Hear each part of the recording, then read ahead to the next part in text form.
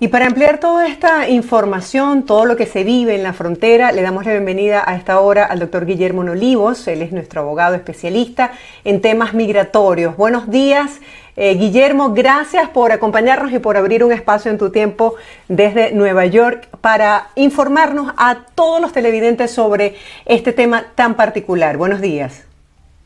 Buenos días, Marjorie. Gracias por invitarme a este espacio. Y sí, claro, estoy aquí con gusto para aclarar cualquier duda, especialmente con el reinicio de Permanezca en México, que ha sido un programa bastante criticado y que teníamos la esperanza que esta administración iba a poder deshacerse de él. Sí, hemos visto los reportajes que presentan diferentes medios de comunicación sobre el nivel de hacinamiento que tienen la mayoría de los albergues que están en la frontera, y muchos de ellos alertan sobre una posible crisis humanitaria con la activación de este plan. ¿De qué se trata este MPP? Quisiera que nos hablara un poco qué es lo que está brindando el gobierno, porque he visto como mucha disparidad entre funcionarios que dicen que van a brindar vacunación y van a brindar asistencia legal a los inmigrantes que estén en estas condiciones en la frontera, y he visto también muchas denuncias de personas que dicen que es muy corto el tiempo, que son muchas las personas y que no pueden acceder verdaderamente a estos supuestos beneficios. ¿Cómo lo ve usted? Bueno, mira, la verdad que este tipo de programa necesitaría una coordinación bastante de cerca de los gobiernos de Estados Unidos y de México. Sabemos que la frontera sur no es un lugar muy seguro para las personas, ya que por ahí transitan muchos carteles y por lo tanto sí se considera peligroso estar en ciertas ciudades para esperar el avance de un caso de asilo, si la persona está solicitando asilo. ¿Qué es lo que es el MPP? Bueno, las regulaciones migratorias de Estados Unidos permite que una persona que entra ilegalmente por el sur de la frontera, por la frontera sur de Estados Unidos, pueda ser expulsado al país de donde regresó. ¿Ok? En este caso sería expulsado de nuevo a su país de origen, pero si la persona quiere solicitar protección tipo asilo, la ley permite que esta persona pueda entonces esperar su procedimiento en México. Para eso se necesitaba llegar a un acuerdo con México que acepte recibir a todos estos extranjeros, les ofrece un estatus migratorio temporal mientras dure el curso o mientras dure el proceso de asilo en las Cortes de Estados Unidos. Entonces, ¿en qué se resume esto? Que una persona que viene buscando protección a los Estados Unidos y entra ilegalmente por la frontera sur va a ser rechazado, va a ser expulsado, y si solicita asilo va a ser puesto en un programa que se llama se conoce como Permanezca en México, y desde México va a ser trasladado a una corte en Estados Unidos el día que le corresponde una audiencia con un juez de inmigración. Luego que termine esta audiencia, la persona es regresada a México, donde va a seguir esperando su proceso. O sea, realmente esto es una respuesta a las personas que están viviendo una problemática tan dura en países de América Latina, que se arriesgan a todo lo que tienen que pasar para poder llegar a este país creyendo que tienen resuelto el problema, y cuando llegan a la frontera se dan cuenta que tienen que vivir un vía crucis. Hay personas que tienen más de un año esperando porque les den una respuesta. Entonces, ¿quiénes califican, quiénes no? ¿Es traspolar un problema de una nación a otra? ¿Cómo se puede hablar desde el punto de vista de los derechos humanos este programa? Bueno, claramente este programa ha sido criticado por todas las organizaciones que defienden los derechos humanos, organizaciones de abogados de inmigración, inclusive Asociación de Oficiales de Asilo acaban de emitir un comunicado criticando duramente el reinicio de este programa. Recordemos que esto fue un programa instaurado por la administración anterior y cuya finalidad básicamente era frenar la inmigración ilegal hacia este país. Sí, es un programa que para muchos representa violación de los derechos humanos, violación de tu derecho a que tú tengas un proceso y acceso a abogados para que te defiendan en este proceso.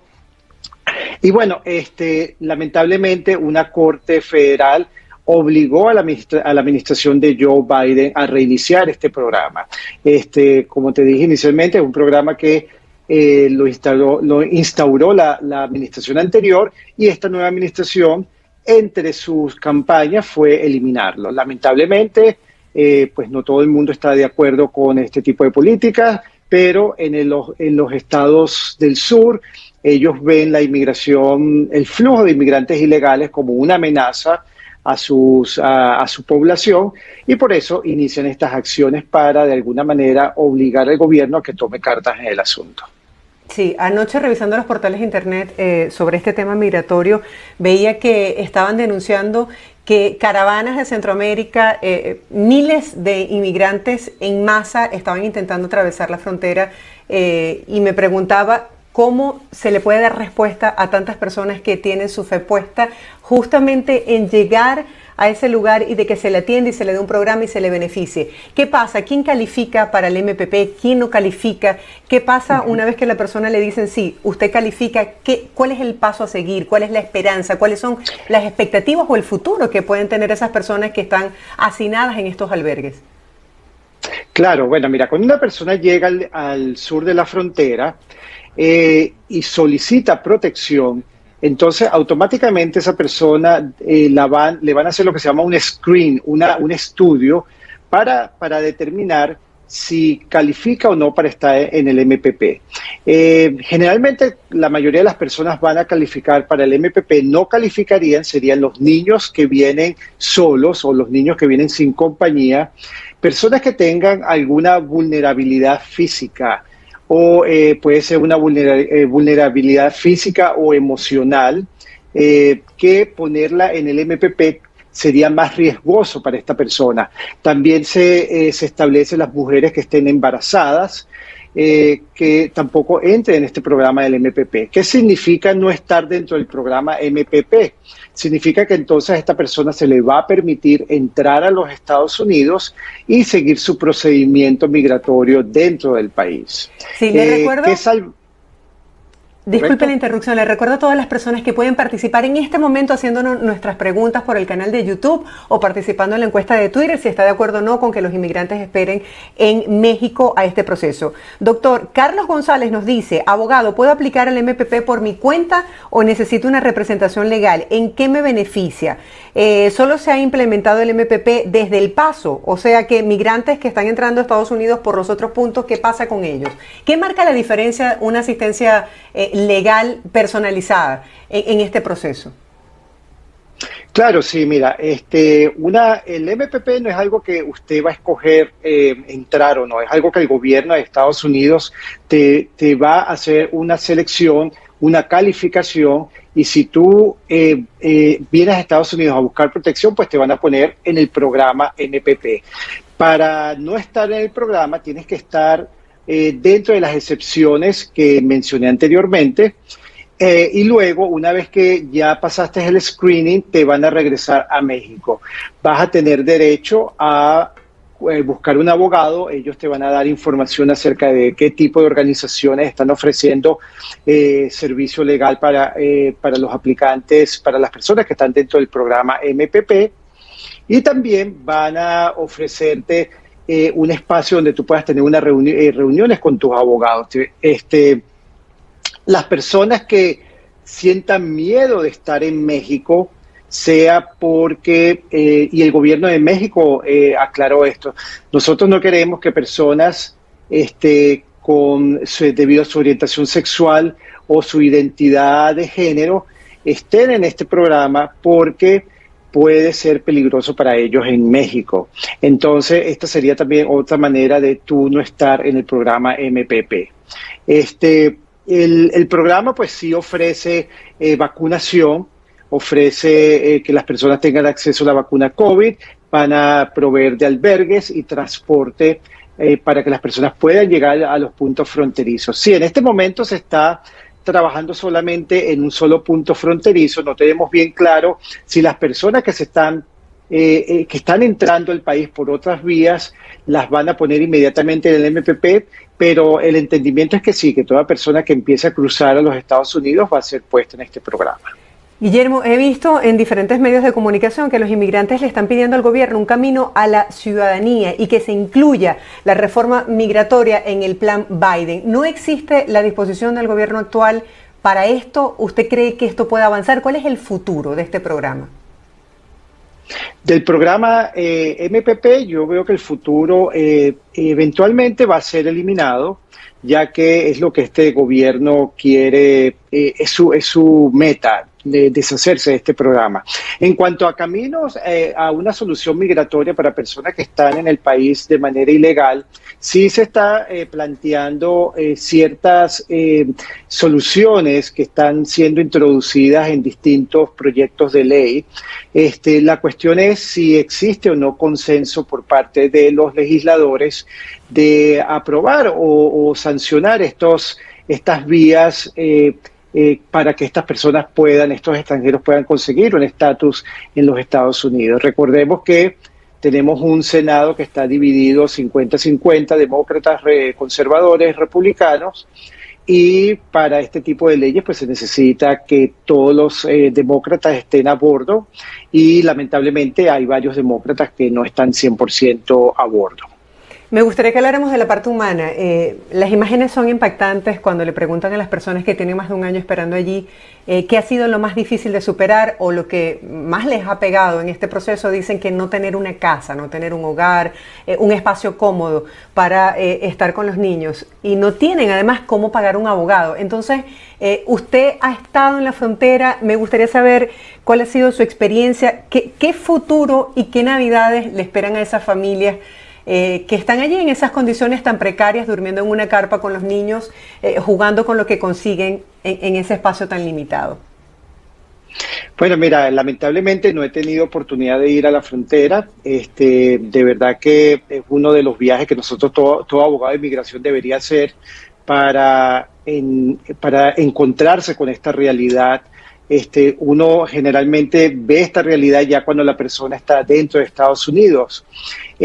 Pero mira, la reactivación del MPP bajo esta administración está prometiendo resolver estos casos en 180 días. O sea que estamos hablando, en vez de años, estamos hablando de 6 meses. Y está creando cortes especializadas o designando ciertas cortes simplemente, específicamente para resolver estos casos, ¿ok?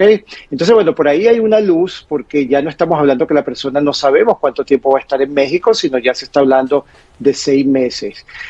También están trabajando para conseguir albergues, pero sí es cierto, la persona no va a tener un hogar. Sin embargo, el gobierno de México se comprometió a ofrecerles permisos de trabajo para que estas personas puedan entonces trabajar en México. En cuanto a bajo qué condiciones trabajarían en México, pues no sabría decirte. Sabemos que México es un país que tiene sus propios problemas ya. Sí, así es. Fui acosado sexualmente. ¿Puedo aplicar, doctor, por asilo bajo esta circunstancia? ¿Me puede ayudar un abogado? Mira, generalmente los casos de asilo por abuso sexual o violencia doméstica se pueden presentar. Deberías localizar un abogado para que le plantee los detalles de tu caso y te diga exactamente cómo puedes presentar tu caso de asilo. Si una persona se encuentra en esa condición en la que no tiene dinero, no tiene asesoría, no sabe del mundo exterior cuando están allí, por ejemplo, en esos albergues, ¿cómo puede ser asesorado? ¿Cómo puede lograr acercarse a un abogado, por ejemplo, como tú, Guillermo, que tienes tanto conocimiento en esta área, que es tu especialidad, el tema migratorio, para lograr que su caso avance? Porque escuchaba que hay personas que tienen más de un año y todavía no han tenido respuesta. Sí, claro, acuérdate que las personas que estuvieron bajo el programa anterior, hubo una pausa, a muchas personas se les dio un documento para que entraran a Estados Unidos y pudiesen continuar con su caso dentro de Estados Unidos. Que el gobierno está ofreciendo acceso a líneas telefónicas para que las personas o contacten estas instituciones o fundaciones que ofrecen representación gratuita, o también para que contacten el abogado de su preferencia para que los represente. Eso es lo que este gobierno está comprometiéndose a ofrecer. Vamos a ver si en verdad es algo factible, ya que una de las críticas más duras de este programa es el difícil acceso a representación jurídica, Sí, representación legal. sí, nos están preguntando que si hay alguna persona que permanezca por más de 96 horas sin ser detectado por la patrulla fronteriza, si puede ser aplicado el MPP, si hay personas que aún estén pasando por la frontera. Sí, mira, la excepción, esas son después de 95, 96 horas, teóricamente la persona ya no estaría dentro del MPP. O sea, quiere decir que la persona entraría a Estados Unidos y tendría entonces que demostrar que pasó y nunca la detuvieron. Entonces, esa persona, en teoría, no debería estar dentro del MPP. Sí, nos pregunta otro televidente, doctor, mi permiso de trabajo no ha llegado, tengo 6 meses esperando, ¿cómo puedo hacer? Bueno, mira, esto es un tema bastante Común. complejo que estamos, sí, común y complejo que estamos viviendo nosotros los abogados también. Lo principal, hay que seguir las vías que el gobierno ha puesto, pero esas vías a veces no resultan. Primero es poner una queja con USCIS acerca de la tardanza de la emisión del permiso de trabajo, de la aprobación. Luego, si esa queja no es resuelta, entonces tienes que elevarla a alguien que se llama el Ombudsman de USCIS, quien entonces serviría de enlace para ver qué es lo que está pasando con tu caso. Ya se está hablando de la posibilidad de una demanda contra el gobierno, ya que esto no solamente afecta los permisos de trabajo de personas que aplican por asilo, sino de otra cantidad de personas que están bajo otros procedimientos. Sí, me preguntan también que cómo quedan las personas que han entrado por la frontera sur con anterioridad a la fecha de implementación del MPP. Bueno, esas personas no estarían en el MPP, esas personas seguirían con su procedimiento dentro de Estados Unidos y no tienen que preocuparse que eventualmente vayan a ser regresadas a México para que continúen su caso desde allá. ¿Cuáles son, doctor, los casos más frecuentes de los inmigrantes que acuden a su asesoría? Sabemos que usted tiene oficinas en Miami y también en Nueva York y se especializa en este tema de inmigración. ¿Cuáles son los casos más frecuentes? Bueno, mira, depende de la especialización de uno, ¿verdad? Yo me especializo en gran parte de mi carga de oficina, es casos de asilo. La mayoría de las personas que llegan a mi oficina es porque tienen un caso que quieren plantearlo para ver si es lo suficientemente fuerte o no para obtener un asilo en este país. Pero hay una gran variedad de casos también. Tenemos casos que son por patrocinio familiar, por visas de empleo, visas de estudiante. Pero yo creo que para una persona que no tiene ningún otro acceso para venir a Estados Unidos o quedarse en Estados Unidos, asilo representa la única ventana, la única oportunidad para ver si tiene un chance de quedarse o no. Sí, nos están preguntando también, no entendí la diferencia del proceso de la solicitud de asilo con entrada legal versus la persona que se presenta con el paso fronterizo una vez abierto y solicita asilo. ¿Cuál es la diferencia del proceso de solicitud en ambos casos? Me pareció entender que más posibilidades de aprobación tiene la persona que entra ilegalmente que la persona que se presenta en el puesto fronterizo. Bueno, claro, mira, todo caso de asilo necesita tener su fundación, o sea, necesita demostrar que la persona sufrió persecución. Si una persona entró por el aeropuerto y solicita asilo, eso se conoce como un asilo afirmativo. ¿Qué quiere decir esto? Que la persona voluntariamente, sin tener que presentar una defensa a un procedimiento de remoción, decidió voluntariamente introducir una solicitud ante la agencia de gobierno respectiva, que en este caso es USCIS, y luego el gobierno evalúa su aplicación, la llama para una entrevista y emite una decisión. En cambio, una persona que entra por la frontera debe de defenderse de la deportación, porque una persona que entra de manera ilegal es sujeta a remoción, a deportación, a menos que exprese que tiene un miedo fundado de persecución si es regresada a su país de origen. Entonces, en este segundo caso se conoce como un asilo defensivo. ¿Cuál es la diferencia entre el uno y el otro? Bueno, ambos tienen que demostrar que sufrió persecución. La diferencia con el asilo afirmativo es que la persona va a tener más instancias de revisión si algo sale mal en su caso. Hay personas que me están preguntando que tienen como confusión, como que qué me favorece más el TPS, el MPP, pero antes de responder esta pregunta vamos a presentarles a ustedes los resultados de una encuesta que hicimos por nuestro canal de YouTube. Todavía nos pueden hacer todas las preguntas que ustedes quieran en Twitter, @BPITV. Esa es la encuesta, ya la vamos a presentar los resultados. Preguntamos si está de acuerdo con que los inmigrantes esperen por todo este proceso en México. Vamos a ver qué respondieron. Esta es la encuesta de Buenos Días. Un 30,5% dijo que sí. ¿Está usted de acuerdo con que los migrantes deban esperar en México por un proceso de asilo en Estados Unidos? Y un 69,5% dijo que no. Estos son los resultados de nuestra encuesta del día en Buenos Días. Quisiera saber, Guillermo, justamente la gente se pregunta, y sobre todo el venezolano, ¿qué me favorece más? ¿Todavía estoy a tiempo de hacer mi caso de asilo del TPS, del MPP? ¿Qué me conviene más?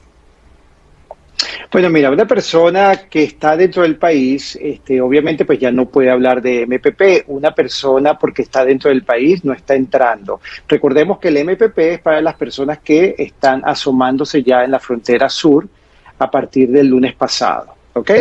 Entonces, una persona que está recién llegando a Estados Unidos ya no tiene oportunidad de aplicar por el TPS. Entonces, vamos a hablar de las personas que ya han estado aquí desde antes que se implementó el TPS, ¿verdad? Si la persona está dentro del año de haber llegado y está debatiendo entre aplicar por asilo o aplicar por TPS, bueno, todo dependerá de el tipo de caso de asilo que tenga. Si es un caso fuerte de asilo, pues yo recomendaría que la persona prosiga pues por esa vía, ya que el asilo eventualmente, si eres exitoso, luego te va a abrir el camino para la residencia permanente, que es lo que todos anhelan, y luego la ciudadanía americana. El TPS te ofrece una protección, es cierto, no tienes que demostrar persecución, es una protección que el gobierno de los Estados Unidos ofreció a las personas, los venezolanos que estaban aquí el 8 y 9 de marzo, presentes físicamente.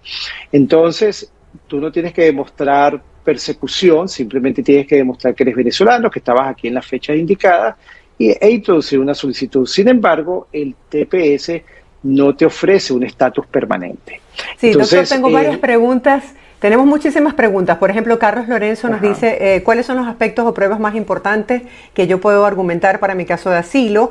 Jorge Pérez nos dice, obtuve una residencia por asilo. ¿Puedo ir a México y renovar mi pasaporte y regresar? Y Carlos Millán nos pregunta si puede salir del país teniendo el TPS aprobado y luego ingresar de nuevo a los Estados Unidos. Ajá, ok, bueno, muy buenas preguntas. El amigo que está solicitando asilo, bueno, yo le recomiendo que introduzca todas las evidencias que corrobore lo que le ocurrió en el país de persecución. Denuncias policiales, récords médicos, testimonios, declaraciones juradas de testigos y su declaración que tenga un orden cronológico de los hechos que le ocurrió. Si tiene membresía en un partido político, carta del partido político, reporte psicológico si la persona sufrió depresión o ansiedad debido a los ataques. En cuanto al amigo que obtuvo su residencia por asilo, felicitaciones, esto es un logro. Tú sí puedes ir a México, puedes viajar. Eso sí, si tienes el pasaporte vencido venezolano, no sé si te van a dejar entrar en México con ese pasaporte. Creo que te puedes obtener un salvoconducto para que te permitan entrar a México y solicitar tu pasaporte venezolano. La persona que muchas personas no recomiendan, o muchos abogados no recomiendan que viajes a Venezuela. Yo tampoco recomiendo que viajes a Venezuela mientras eres residente. Y la última pregunta era, que no me acuerdo, Marjorie, si me puedes aclarar la memoria. Sí, puede salir del país teniendo el TPS aprobado y luego ingresar de nuevo a los Estados Unidos. Claro que sí, una persona con TPS aprobado puede salir del país, pero debe solicitar algo que se llama un advance parole, que es un salvoconducto. Sin este documento no puedes regresar a Estados Unidos. Es algo muy importante, ¿ok? Entonces tienes que tramitar lo que se llama un advance parole. Una vez que te lo apruebe, entonces sí vas a poder salir y después entrar al país. Tenemos muchísimas preguntas hoy, vamos a responder las que dé tiempo en este espacio, pero les recordamos a nuestros televidentes que continuamente estaremos consultando la opinión del doctor Guillermo Olivo sobre este tema migratorio. María Guanipa pregunta, ¿cómo sé si unos correos de Green Card son verdaderos? Sí, perdón, si unos correos de Green Card son verdaderos. Son verdaderos. Mira, generalmente inmigración se comunica por vía de cartas, ¿ok? Al menos que tú tengas una cuenta, que hayas creado una cuenta online con USCIS, y entonces revisando tu cuenta es que tú te vas a dar cuenta de las comunicaciones que ellos te envían. Ahora, si tú hiciste una solicitud de mandaste una pregunta, una queja, ellos inicialmente te mandan notificación vía email. Ahora, un email hablando de tu caso o de que tienes que ir a una oficina, eso no ocurre con USCIS. Sí, bueno, gracias doctor por acompañarnos el día de hoy. Estábamos conversando con Guillermo Olivos por permitirnos ingresar a la intimidad de su casa para responder tantas dudas de las personas que nos siguen a través de nuestras plataformas. Me gustaría que recordáramos los números de contacto para todas esas personas que quieran acceder a este tipo de asesoría. Sabemos que brinda el servicio en todo Estados Unidos, sí, ahí están en el insert. Brinda los servicios en todos Estados Unidos con oficinas en Miami y Nueva York. Muchas gracias por su tiempo y bueno, nos encontramos la próxima semana con otro tema de interés migratorio. Gracias, feliz día. Claro que sí, Marjorie, gracias a ti, pasen todos muy buenos días y nos vemos la semana que viene y ya veremos qué temas están en inmigración, en la palestra para discutirlos aquí.